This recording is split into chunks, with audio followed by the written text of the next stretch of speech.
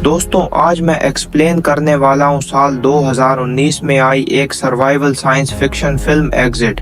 Movie में दिखाया गया है कि शहर में एक ऐसी गैस छोड़ दी जाती है जो इंसानों की जान के लिए खतरा बन जाती है, लेकिन आखिर ऐसा क्यों किया जाता है, चलिए जानते हैं इस मूवी से। मूवी की शुरुआत होती है और हमें ली यंग नाम के एक लड़के को दिखाया जाता है जो जवान था लेकिन उसके पास कोई काम नहीं था, इसीलिए वह अपने माता पिता के घर पर रहता था। अपने कॉलेज के दिनों में वह एक क्लाइंबिंग ग्रुप का लीडर भी था और इस क्षेत्र में उसने कई टूर्नामेंट भी जीते थे, लेकिन इतने सारे टैलेंट के बावजूद उसके लिए एक नौकरी पाना बहुत बड़ा चैलेंज बन गया था। जहां भी वह जॉब के लिए अप्लाई कर रहा था उसे रिजेक्शन का सामना करना पड़ रहा था। उसका भांजा और उसकी बहन उसे हमेशा यह एहसास कराते थे कि उसकी नौकरी कभी नहीं लगेगी, जिससे उसे बहुत बुरा लगता था। खैर, अब उसकी माँ का 78वां जन्मदिन होता है और ली और उसकी बहन इसे अच्छे से सेलिब्रेट करना चाहते थे। ली अपनी बहन से कहता है कि क्लाउड गार्डन नाम का एक बहुत अच्छा होटल है, तो क्यों ना हम वहीं सेलिब्रेट करें। उसकी बहन उसकी बात मान जाती है और अगले दिन जब उनकी माँ का बर्थडे होता है तो ये सब उस होटल में पहुंच जाते हैं। वहाँ उनके और भी रिश्तेदार आते हैं और ली के बेरोजगार होने के कारण सब लोग उस पर तंज कस रहे थे, जो उसे बिल्कुल पसंद नहीं आता था। दरअसल ली वहाँ किसी को ढूंढ रहा था और तभी एक वेट्रेस आती है जिसे देखकर वह बहुत खुश हो जाता है। इस वेट्रेस का नाम यूई था, जो किसी जमाने में उसकी क्लासमेट हुआ करती थी और वह भी उसकी तरह एक रॉक क्लाइंबर थी, लेकिन पिछले 5 सालों से इन दोनों की कोई बात नहीं हुई थी। ली को यूई बहुत पसंद थी और यही वजह थी कि उसने अपनी बहन को माँ की सालगिरह इसी होटल में मनाने के लिए कहा था, क्योंकि उसे पहले से पता था कि यूई यहाँ काम करती है।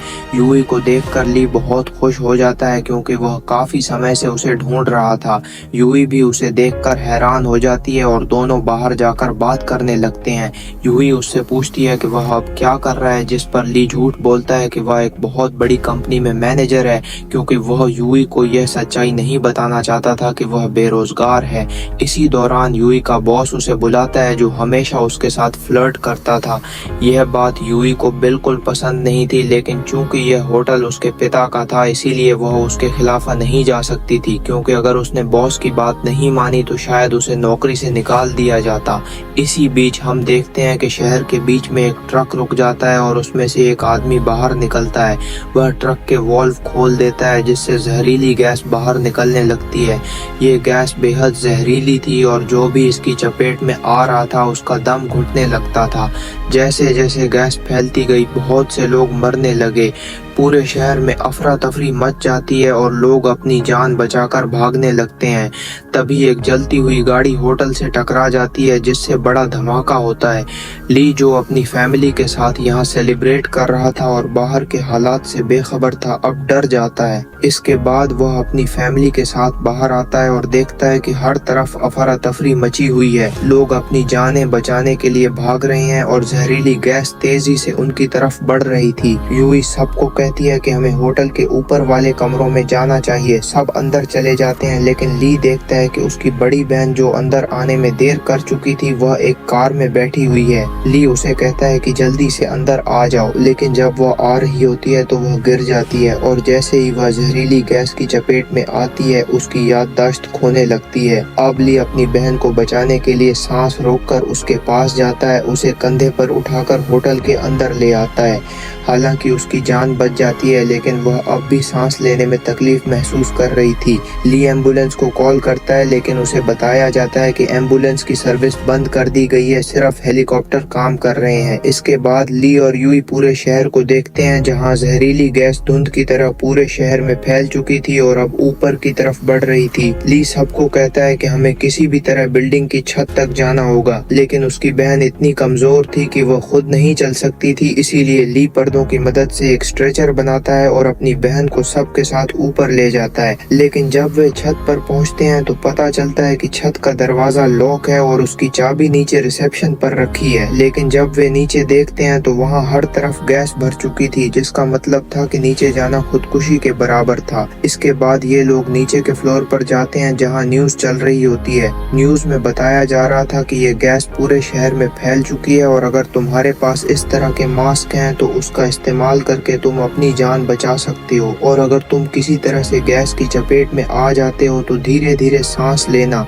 क्योंकि ऐसा करने से इंसान की जान 15 मिनट तक बच सकती है। खैर, अब उन्हें वहाँ 3 मास्क मिल जाते हैं, लेकिन उन्हें सबसे पहले रिसेप्शन पर जाना होगा ताकि वे चाबी लेकर दरवाजा खोल सकें और छत पर जाकर अपनी जान बचा सकें। ली को कुछ समझ नहीं आ रहा था, तभी वह देखता है कि उनकी बिल्डिंग के सामने एक और बिल्डिंग है। उसका प्लान था कि किसी तरह उस बिल्डिंग तक पहुंचकर फिर से अपनी बिल्डिंग की छत पर जाए ताकि दरवाजे को बाहर से खोला जा सके, क्योंकि यह दरवाजा बाहर से भी खोला जा सकता था। हालांकि उसके घर वाले उसे ऐसा करने से मना करते हैं क्योंकि यह काफी खतरनाक था और इसमें उसकी जान जा सकती थी, लेकिन ली किसी की नहीं सुनता क्योंकि उसे पता था कि इसके अलावा उनके पास और कोई रास्ता नहीं है। अब वह एक लंबी छलांग लगाता है और खुशकिस्मती से सामने एक पाइप को पकड़ लेता है। वह रस्सी के दूसरे सिरे को एक जगह बांधकर बिल्डिंग के किनारों को पकड़कर ऊपर चढ़ने लगता है।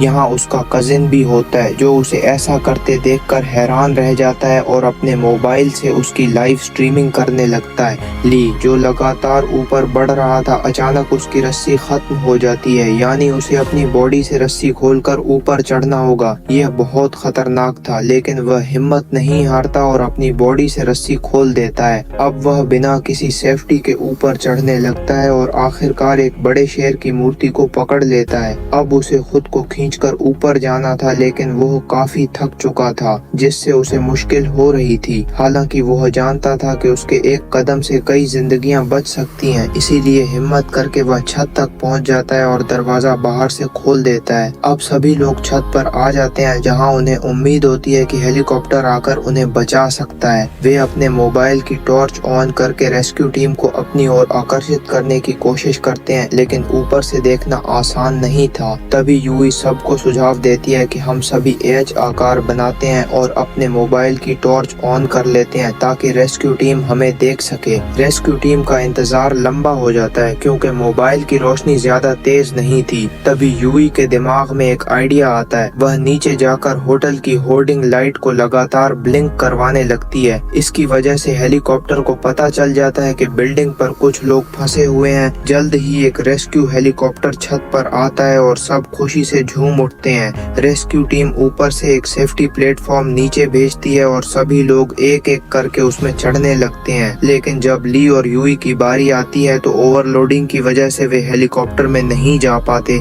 हेलीकॉप्टर बाकी सभी को लेकर चला जाता है और ये दोनों वहीं फंसे रह जाते हैं। अब जहरीली गैस छत तक पहुंचने लगती है और वे दोनों ज्यादा देर तक यहाँ नहीं रुक सकते थे।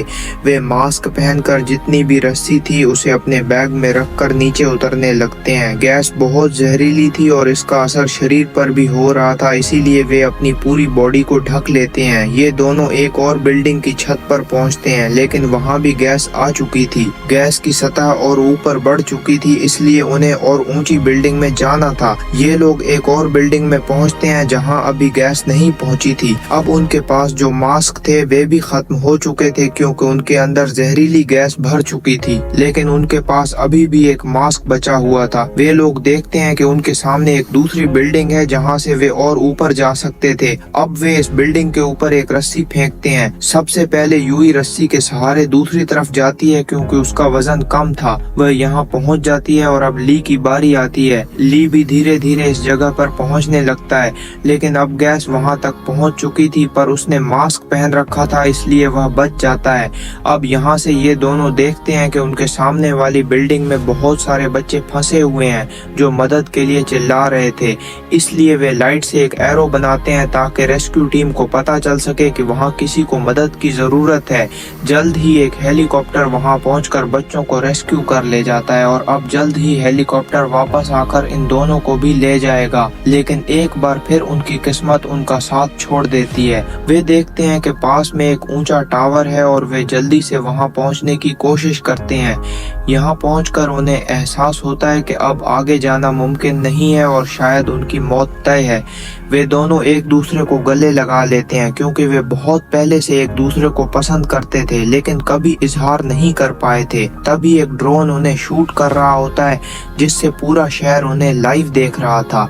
जल्द ही और भी ड्रोन वहां पहुंचते हैं ताकि उनकी मदद की जा सके। ड्रोन एक रस्सी को सामने वाली बिल्डिंग में जाकर बांध देता है और वे दोनों इस रस्सी से आगे जाने की कोशिश करते हैं। जब वे बीच में पहुंचते हैं तो वहीं फंस जाते हैं। ना वे आगे जा सकते थे और ना पीछे, और गैस भी ऊपर आ रही थी। दूसरी ओर रस्सी भी अपनी जगह से हिलने लगती है जिससे उन्हें रस्सी काटनी पड़ती है। अब वे दोनों नीचे गिर जाते हैं। पूरा शहर उन्हें मरते हुए देखता है और सब दुखी हो जाते हैं क्योंकि उन्होंने बहुत बहादुरी से कई लोगों की जान बचाई थी। जब रेस्क्यू हेलीकॉप्टर वापस जा रहा होता है तब रेस्क्यू टीम देखती है कि एक क्रेन पर कोई लटका हुआ है। ये ली और यूई होते हैं जो किसी तरह बच गए थे। रेस्क्यू टीम उन्हें सुरक्षित बचाकर एक सुरक्षित जगह पर ले आती है जहां उनके दोस्त और परिवार के लोग बहुत खुश हो जाते हैं। दूसरी ओर यूई को उसका बॉस फिर से परेशान करने की कोशिश करता है लेकिन इस बार वह उसे एक जोरदार थप्पड़ मारती है और अपनी नौकरी छोड़ देती है। सरकार पूरे शहर में पानी का छिड़काव करवाती है ताकि जहरीली गैस को खत्म किया जा सके। उधर ली आखिरकार यूई के पास जाकर अपने जज्बातों का इजहार करता है लेकिन तभी जोरदार बारिश शुरू हो जाती है जिससे ये साफ था कि जहरीली गैस का असर जल्द ही खत्म हो जाएगा।